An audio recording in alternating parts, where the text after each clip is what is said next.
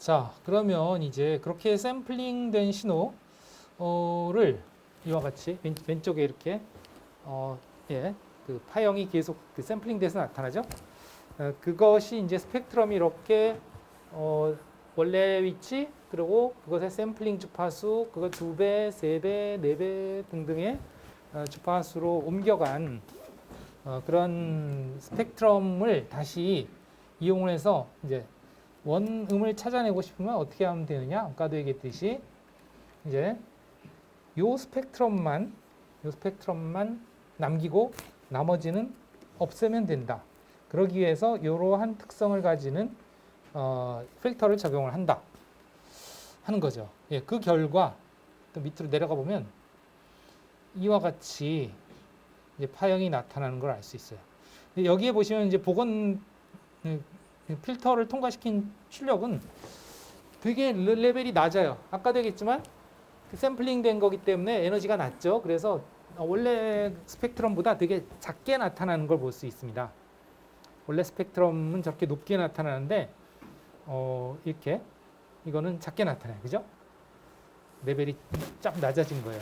그래서 좀 증폭을 했어요. 증폭을 해서 크게 바꿔줬습니다. 그래서 스펙트럼이 좀 늘어났죠. 그랬더니 어떤 문제가 생겼냐면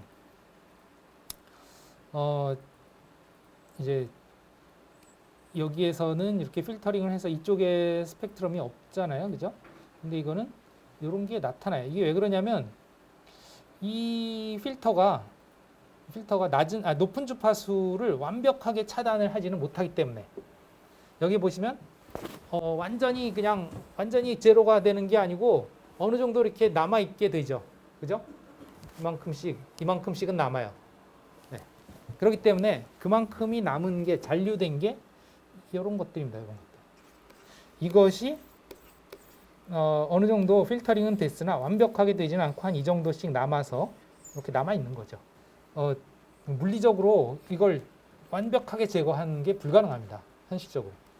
이론적으로는 가능하지만 계산도 그렇고 계산도 하려면 무한한 샘플을 가지고 계산해야 돼요. 이거 네, 그렇죠. 수학적으로만 가능하고 그 수학을 실제 뭐 프로그램이나 아니면 회로로 구현하는 거는 거의 불가능에 가깝다. 이렇게 보시면 돼요. 예를 들어서 컴퓨터에서 그 계산을 하려면 계산을 하기 위한 그 데이터의 샘플 수를 무한히 가져가야 돼요. 근데 무한이라는 건 존재하지 않기 때문에 불가능하죠. 그게 이제 그 디지털 신호 처리라는 그런 뭐 4년제 감 그런 과목들인데 거기서 배우면 한정된 수의 데이터를 가지고 계산할 때 발생하는 그런 문제들이거든요. 이게 그랬을 때 이렇게 완벽하게 여기를 없애버릴 수는 없다. 그 한정된 걸 가지고 계산함으로써 반드시 이런 것들이 존재하게 된다 하는 그런 것을 증명을 할 수도 있고요. 다 수학적으로 증명이 되고요. 그러나 이제 그것도 한번 보고 싶잖아요. 그래서 그냥 이 실제 계산은 아니지만 컴퓨터 계산은 아니지만 그냥 이론적으로 이렇게 된다는 걸 보여주는 그래프를 또 제가 만들어 놨죠. 네. 교육 목적으로. 여기에 보면 이제 엔티 엘리어스 필터하고 뭐 필터를 할 때 여기에 보면 현실적인 필터와 이상적인 필터 두 가지 이렇게 옵션이 있는데 지금은 현실적인 필터고요. 이상적인 아이디얼 필터로 하면 필터 특성이 어떻게 되냐? 컷오프 주파수를 좀 느려야 되겠다. 이 정도로 느리면 이런 식으로 팍 잘라버려요. 여기에서도 이런 식으로 팍 잘라버려요. 여기가 완전히 없어요. 물론 여기에 약간 남아있는 건 있습니다만 그거 왜 아까 여기에 즐비했던 것들이 없어요. 그죠? 이거는 이제 이론적인 거고 그러니까 실제 계산을 한 게 아니고 그냥 이론적으로 이렇게 보여지게 강제로 만든 거예요. 그러니까 이런 거는 실현될 수는 없다. 이쪽의 것들을 최소화하기 위한 여러 가지 노력은 있으나 이렇게 이론적으로 될 수는 없다. 어쨌든 간에 원래 음을 복원하려면 어떻게 되냐? 결국은 이렇게 필터를 통해서 원래 그 음에 해당하는 스펙트럼만 남기면 된다. 이러한 필터를 우리가 뭐라고 부르냐 하면 낮은 주파수 성분만 통과시키고 높은 주파수 성분은 통과시키지 않는다는 특성이에요. 그러니까 여기 보면 얘네들은 그러니까 얘네들이죠. 얘네들은 여기에 0dB라고 되어 있는데 0dB는 그냥 곱하기 1입니다. 사실은.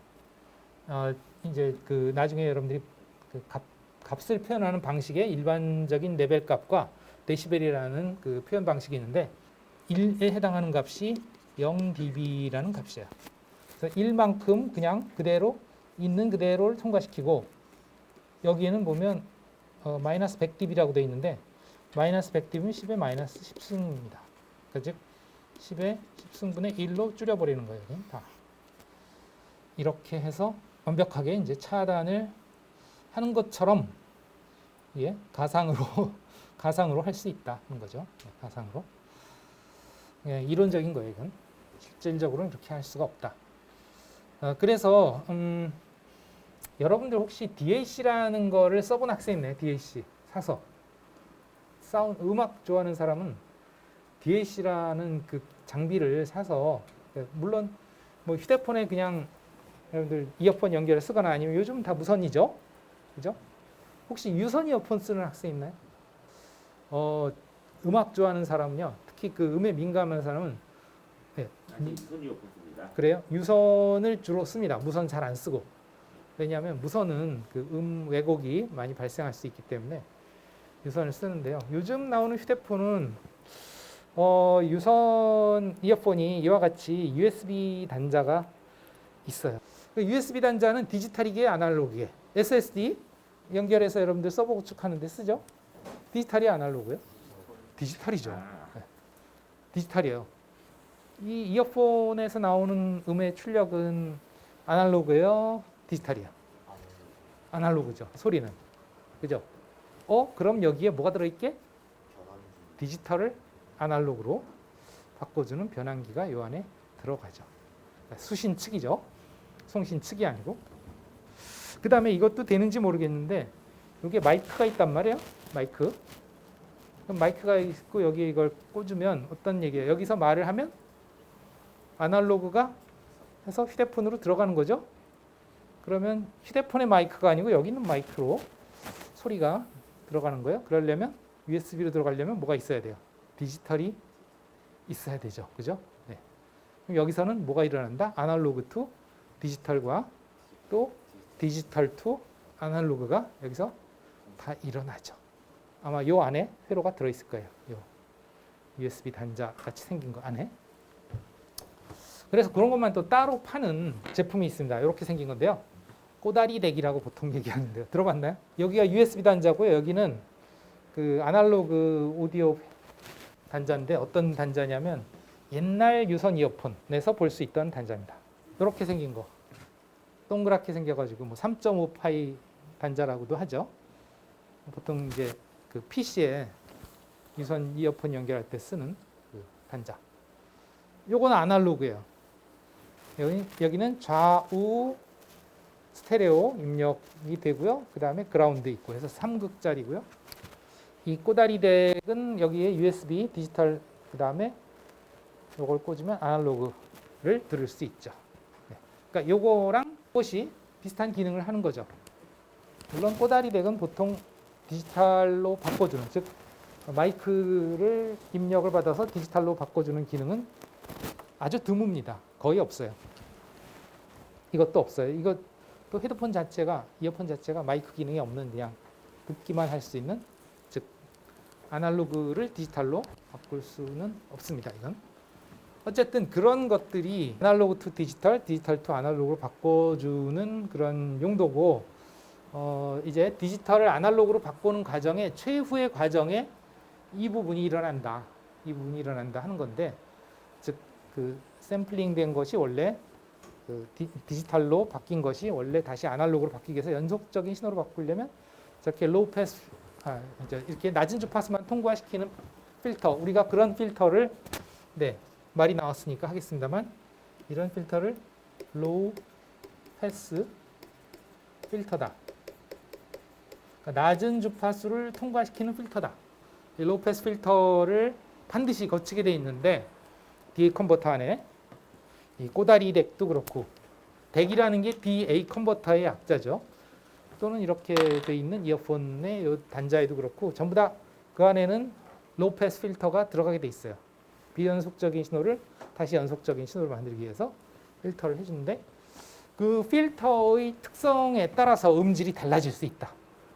이렇게 얘기합니다. 왜냐하면 그렇잖아요. 이렇게 아이디얼하게 하면 원래 음만 깨끗하게 뽑아낼 수 있는데 이게 아이디얼하지 않으면 원래 음만 나오는 게 아니고 다른 주파수의 신호들도 나타난다는 거를 여기서 보여주었죠. 여기에 이제 현실적인 필터 이렇게 스펙트럼이 이렇게 나타난다는 걸 보여주고 있죠. 그러니까 이런 게 나타나네. 잡신호가. 그러면 필터를 지금 내가 한 가지 종류의 필터만 했지만 이 필터를 어떻게 설계하느냐에 따라서 저런 걸 얼만큼 줄일 수 있느냐 또 하는 것들도 있는데 그러면 저거 줄이기만 하면 좋으냐 하면 또 그렇지도 않고 이 줄이면 또 소리가 좀 틀어지는 경우도 있고 그래서 왜곡이 또 생길 수 있다. 다른 측면의 왜곡이. 그래서 고급 DAC들 보면 저 필터를 선택을 할 수 있어요. 취향에 따라서 이런 필터를 쓸 거냐 저런 필터를 쓸 거냐 몇 가지 필터의 세팅을 따로 해줄 수가 있어요. 그런 그 고급 DA 컨버터는 사실상 뭐 값이 꽤 비싸죠. 그냥 이런 식으로 뭐 한 몇천 원에서 몇만 원 수준이 아니고 그런 것까지 하려면 좀 더 복잡해서 비용이 꽤 들어갑니다.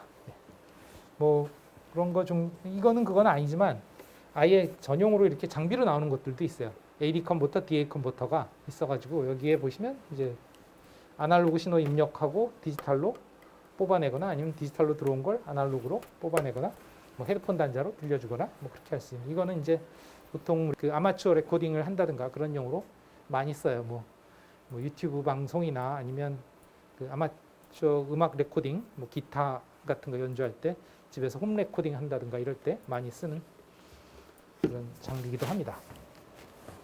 레코딩 할 때 이제 기타 아날로그를 이제 디지털로 바꿔주는 거죠. 그래서 저장을 하기도 하고 또는 저장된 거를 이제 플레이해서 스피커로 들을 수도 있고 ADDA를 다 해주는 거죠. 와 어쨌든 그래서 어쨌든 ADC가 아직 안 끝났어요. ADC에 이제 그 샘플링만 했고요. 잠깐만 있습니다. 이게 아니지. 5장에서 샘플링만 끝났고 그 샘플링한 것을 그 아직도 아날로그예요. 사실 그냥 연속적인 거를 불연속적으로 바꿨지 레벨은 그냥 아날로그로 표현이 되고 있죠. 뭐 0.6V, 3.1V, 뭐 2.3V 뭐 이런 식으로 다 들쭉날쭉한 그 레벨 값이 그대로입니다. 그 레벨은 연속적인 레벨 중에 그냥 샘플링 한 거니까 어떤 값이 올지 몰라요. 그런데 디지털의 그 의미는 뭐라 그랬냐면 어떤 값을 표현할 때 한정된 자릿수로 표현하는 거라 했죠. 예를 들면 파이 3.14 어쩌고저쩌고 그거는 자릿수가 무한히 나가잖아요. 루트 2 이런 것도 마찬가지고 루트 3 이런 것도 마찬가지고 그런 것들은 디지털로 표현이 불가능하죠. 자릿수가 너무 많기 때문에. 그래서 한정된 개수로만 표현을 해야 돼요. 그러려면 비트 수를 한정해야죠. 비트 수를 한정한다는 얘기는 가지수가 한정된다는 얘기죠. 예를 들어서 8비트로 표현한다. 그러면 가지수가 몇 가지예요? 8비트면 256가지죠. 그죠? 예를 들면 또 10진수 한 자리면 몇 가지? 10가지죠. 0, 1, 2, 3, 4, 5, 6, 7, 8, 9. 이진수 한 자리는 0, 1. 이진수 두 자리는 00, 01, 10, 11. 이진수 8자리는 000000에서 111까지 256까지. 이런 식이잖아요. 그죠? 그런 식으로 어떤 한정된 그 비트수나 자릿수를 가지고 한정된 표현만 하는 것이 디지털이죠. 그러니까 쉽게 얘기하면 뭐 0에서 10까지의 수를 모든 수가 올 수 있는데 그거를 반올림 해버리는 거예요. 정수로. 예를 들면 3.1은 3이야. 5.6은 6이야. 이런 식으로 3.76548736은 4야. 이런 식으로 어떠한 그 아날로그의 레벨, 연속적인 레벨도 그냥 딱 정해진 자릿수의 값으로 대체시켜버리는, 반올림해버린 그게 뭐냐? 바로 양자화라는 거예요. 양자화. 영어로는 퀀타이제이션이라고 하는데 그 양자라는 게 어떤 양을 대표되는 값으로 만들어버린다 하는 거예요. 그러니까 아날로그의 레벨 무한한 거를 딱딱딱딱 계단 형식으로 레벨을 정해서 아까 얘기했듯이 뭐 8비트로 표현한다면 256까지 레벨로 16비트로 표현한다면 뭐 6536까지의 레벨로 이런 식으로 정해진 범위를 표현할 수 있다는 거죠. 그러면 비트 수가 많으면 많을수록 같은 레벨이라면 그 단계가 어떻겠어요? 더 촘촘하겠죠. 그죠? 예를 들면 요 0V에서 1V 사이를 256단계로 나눌 때와 6536단계로 나눌 때 당연히 6536단계로 나눈 게 더 촘촘하게 레벨을 표현할 수 있죠. 그죠? 더 아날로그에 가깝지, 그게. 우리가 색상도 마찬가지. 색상도 사진을 볼 때 어떤 사진은 아주 어두움부터 그 밝은 데까지 개조가 아주 뭐랄까 스무스하게 그 밝기의 변화가 있는가 하면 어떤 것들은 막 계단 현상이 일어나서 이 부분과 이 부분이 그냥 탁탁 경계가 생기면서 밝아지는 그런 사진도 있어요. 그죠? 그것의 극단이 뭐냐면 흑백이죠. 그냥 완전히 흑과 백. 그러니까 뭐 흑색, 회색 톤, 백색도 아니고 그냥 흑색과 백색 오로지 두 가지 톤. 그거는 양자화를 두 단계로 하는 거지. 그런 왜 포스터에서 보면 그 그림 사진을 완전 그 흑백으로만 표현하는 경우 있죠. 그죠? 마치 빛과 그림자처럼. 네, 그런 케이스가 양자화의 아주 극단적인 케이스죠. 그래서 보통 컴팩트 디스크 같은 경우에는 어떻게 하냐? 보통 양자화 단계를 16비트로 표현을 한다고 그래요. 16비트면 그 레벨 샘플 하나를 65,536단계로 표현하기 때문에 상당히 그 많게 표현을 하는 겁니다. 네. 그다음에 보통 그 흑백 레벨은 사람이 눈으로 구별할 때, 즉 흑에서 100까지의 개조는 대략 한 256단계면 그 단계 사이에 구분이 안 될 만큼 그렇게 연속적으로 인식을 한다고 그래요. 우리 눈이. 그다음에 컬러의 경우에는 컬러 색도 이제 표현할 수 있는 색의 개수를 정한다. 제한한다. 그래서 24비트. 그래서 약 1670만 개의 컬러는 인간이 구분할 수 있지만 그 이상의 컬러는 잘 구분을 못 한다 그래요. 근데 예를 들어서 256 컬러 이 정도가 되면 우리 눈으로도 좀 예리한 눈으로 보면 꽤 그 화질이 컬러가 되게 좀 현실적이지 않게 막 튀는 것들을 볼 수 있고 뭐 그런 식입니다. 네, 그런 것들을 또 네, 만든 게 있는데 한번 그것도 데모를 잠깐 볼까요? 이건 이제 양자화 분석이라고 되어 있는데 그 양자화 비트라는 게 이제 그 레벨 하나하나를 몇 비트로 표현할까 하는 건데요. 지금 현재 여기 8비트라고 되어 있어요. 그래서 원본 양자화 오차 이걸 이제 그래프에서 볼 수 있는데요. 이게 원본이 파란색, 그다음에 양자화가 노란색, 오차가 빨강색. 이것도 이제 선택해서 그래프를 이거는 이제 이것도 마찬가지로 이제 통합으로 볼 수 있기도 하고 아니면 분할로 해서 이렇게 따로 볼 수도 있는데요. 그러니까 원본 양자화 오차. 그러면 이거는 지금 이 레벨을 256단계로 표현한 거예요. 이 뭐 화면 자체가 여기서 여기가 256단계가 채 안 돼요. 점이. 그러니까 충분히 연속적으로 잘 부드럽게 보여요. 근데 이제 내가 여기에서 양자 비트 수를 줄여볼게요. 즉 이 단계를 표현 단계를 개수를 낮춰볼게요. 지금 8비트니까 256단계고요. 이걸 드드득 낮추기 시작하면 어때요? 단계가 확 줄어들죠. 이거는 지금 3비트로 표현한 거고요. 3비트로 표현하려면 단계가 8개밖에 없는 거예요. 오차도 보면 이게 늘어났죠. 여기에 비트 수를 늘리면 오차가 어때요? 그러니까 이 오차라는 건 이 원본 신호에서 이 양자화된 신호와의 차이예요. 차이. 그럼 그 위치에서의 차이가 이게 양자화의 비트 수를 늘릴수록 즉 그 계단을 많이 만들수록 오차가 줄어들죠. 그죠? 그게 여기에 스펙트럼으로도 반영이 돼서 원본은 정확하게 하나의 주파수에만 딱 나타나는데 양자화된 신호는 어때요? 여기에 이러한 뭔가 모르는 신호들이 여러 주파수에 나타나죠. 이것 때문에 오차 때문에 그런 거예요. 이것도 양자 비트 수를 줄일수록 즉 오차가 늘어날수록 그 이상한 신호들의 레벨이 커지는 걸 알 수 있죠. 이것이 이제 양자화 단계이고 이 양자화를 한 다음에 이 레벨을 이제 이진수 값으로 매치시켜 주는 거예요.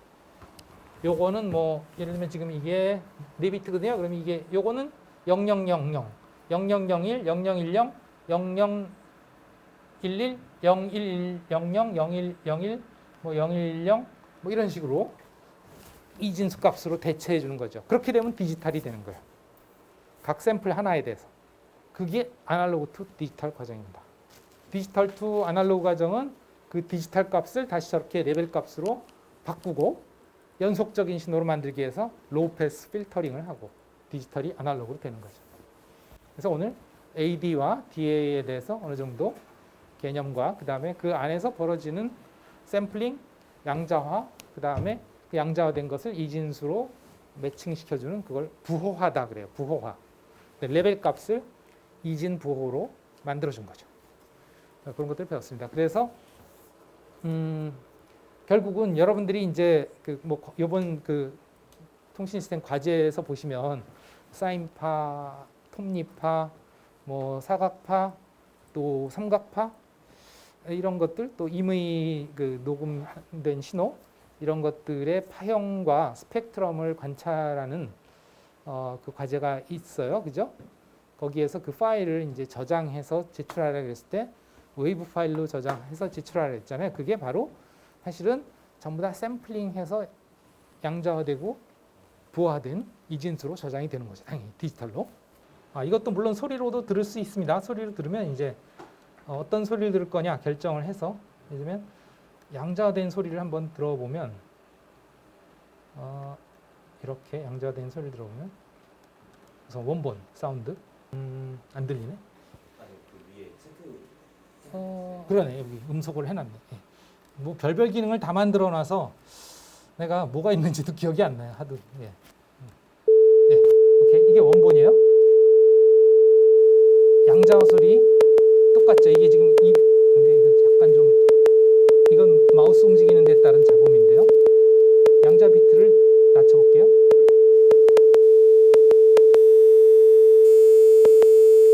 어때요? 잡음이 들리기 시작하죠. 찍 하는 잡음. 이게 4단계로 표현한 건데도 거의 사인파와 비슷한 소리에다가 이상한 잡음이 들리죠. 그죠? 뭐 모르겠어. 막 이상해. 어쨌든 내 마음대로 안 돼. 어쨌든 이 과정을 한번 알아봤고요. 다시 여기로 돌아와서 이제 소스 보아에 대해서 뭐 얘기를 하자면 이거는 뭐 압축이죠. 압축. 아까 얘기했던 여기 AD 컨버터 신호는 그냥 그대로 샘플해서 디지털화한 그 신호이고 그 신호의 데이터죠. 그 데이터의 양이 너무 많기 때문에 그것을 가능하면 그 압축을 해보자. 즉 데이터 양을 줄여보자 하는 그런 의미예요. 감소시키는데 크게 보면 이게 이제 손실과 무손실이 있어요. 무손실 압축 두 가지가 있는데 그 얘기는 뭐냐면 이게 압축을 했으면 다시 이쪽에서는 여기 이제 서로 간에 이렇게 대칭이 되는데요. 여기서는 정보가 들어오고 여기서는 정보가 나가죠. 여기서 디지털로 바꿔주고 여기서는 다시 아날로그로 바꿔주죠. 여기서 압축을 했으면 여기서 이제 복원을 해야 돼요. 이게 이렇게 1대1로 매칭이 되는 거예요. 그러면 압축을 했다가 다시 복원을 했을 때 여기서 A를 압축했는데 이 복원을 해서 A가 되면 이게 무손실입니다. 즉 복원했을 때 원본 그대로. 근데 만약에 여기서 A를 압축을 했는데 여기서 복원을 해봤더니 A가 아니고 A 다시가 되더라. A와 다른 게 되더라. 그럼 우리가 그걸 손실 압축이라고 그래요. 즉 원본과 달라지는 거죠. 자, 그럼 이제 여러분들이 좀 고민을 해야 될 게 예를 들어서 사운드, 뭐 음악 같은 거는 압축을 했을 때 뭐 손실과 무손실이 다 가능해요. 다 허용이 돼요. 예를 들면 어떤 음악을 내가 압축을 손실로 했을 때도 들으면 뭐 원음 그대로 들으면 좋죠. 그런데 이제 거꾸로 무손실로 해서 원음 그대로 들으면 좋죠. 복원해서. 근데 손실로 했다고 해도 사실 귀에서는 별로 차이를 못 느껴요. 예를 들면 지난 시간에 했던 MP3 같은 것들 압축 방법 중에 이제 어떤 아까 그 스펙트럼의 일부분을 제거를 해버린다 그랬잖아요. 그럼 당연히 원본에서 뭔가가 삭제가 됐으니까 이거는 손실입니다. MP3는 기본적으로 해서 손실 옵션이 기본이에요. 데이터 양은 대신 많이 줄일 수 있어요. 손실을 시키면. 근데 손실을 더 많이 시키면 우리가 귀로 듣기에도 이제 한계가 생기죠. MP3 파일 중에 어떤 로우 퀄리티 파일들은 압축은 많이 돼서 데이터 사이즈는 줄어들었는데 귀로 듣기에 되게 거슬리는 그런 소리들이 들리는 경우가 있어요. 예를 들면 심벌 소리라든가 이런 것들이 챙챙해야 되는데 샤르샤르 이런 소리가 나는 이상한 소리가 나는 그런 음악 소리들이 있을 수가 있거든요. 이런 것들이 대표적인 그런 거고요. 이미지 같은 경우도 마찬가지로 손실, 무손실 다 가능하죠. 예를 들면 여러분들이 그 화면 캡처 같은 거, 그 스크린 캡처 프로그램 쓰잖아요. 그럼 기본적으로 저장할 때 무손실 압축입니다. 그런데 여러분들 카메라 같은 경우 있잖아요. 휴대폰이나 뭐 이런 데서 찍는 카메라에서 저장되는 파일의 그 확장자는 뭔가요? JPG가 대부분이죠. 이런 것들은 손실이에요. 그러니까 원본이 그대로 저장이 되는 게 아니고, 즉 그 그 사진을 찍을 당시에 센서에 들어온 그 디지털 데이터가 그대로 물론 거기서도 아날로그 디지털로 변화됩니다. 그 디지털이 그대로 저장이 되는 게 아니고 압축이 돼서 저장이 되는 거예요. 물론 그 전문가 옵션에 보면 그 무손실 저장 옵션이 있긴 있는데 그걸로 저장하면 파일 한 장당 보통 뭐 수십 메가에서 100메가 이상이 되는 경우가 많아요. 그러다 보니까 어떤 현실적인 이유 때문에 저장 공간 이런 것들 때문에 압축을 해서 수 메가바이트 정도, 요즘 뭐 좀 해상도가 높은 사진들은 하여튼 한 10메가 이상까지도 가긴 하지만 어쨌든 그 수준으로 압축해서 저장하죠. 대신 화질이 원본보다는 좀 나빠질 수 있는 거고요. 보통 우리가 디지털 풍화가 일어난다는 그런 밈 많이 쓰죠. 그 게시글 같은 거나 뭐 이런 거 캡처해서 올렸다가 또 그걸 계속 여기저기 사이트로 퍼나르는 과정에서 그걸 또 다운로드해서 또 다시 올리고 뭐 그런 걸 반복하다 보면 화질이 엉망이 되잖아요. 그것도 계속 압축 복원을 반복하는데 계속 압축할 때마다 계속 그 손실이 일어나거든요. 그 예를 들면 MP3를 다시 풀었다가 그걸 다시 또 한번 압축을 하면 손실이 또 일어나요. 그러니까 압축했다 해제했다 계속 그러면 그때마다 손실이 일어나요. 그러면 결국은 그런 것들이 풍화를 일으키는 거죠. 디지털 풍화. 예, 그게 손실 압축이에요. 그런데 이제 어느 정도 선에서는 손실도 우리가 그 감각적으로 느낄 때 별로 그다지 거스리지 않다 하는 거죠. 아까 사운드도 레벨의 가지수를 어느 정도 줄여도 개수를 줄여도 우리가 귀로 듣기엔 그다지 느끼지 못했잖아요. 물론 여기 이 강의실 스피커니까 그렇지 여러분들이 고급 헤드폰으로 들으면요 분명히 차이가 다 느껴집니다. 아주 고음질 장비를 써서 들으면 이 강의실 스피커 자체가 음질이 좋지 않기 때문에 그걸 잘 구분을 못하는 거긴 해요. 어쨌든 그렇긴 하지만 어쨌든 웬만하면 그런 것들이 용인되는 선이 있다. 그러나 손실 압축이 불가능한 것들이 있죠. 예를 들면 문서 같은 거.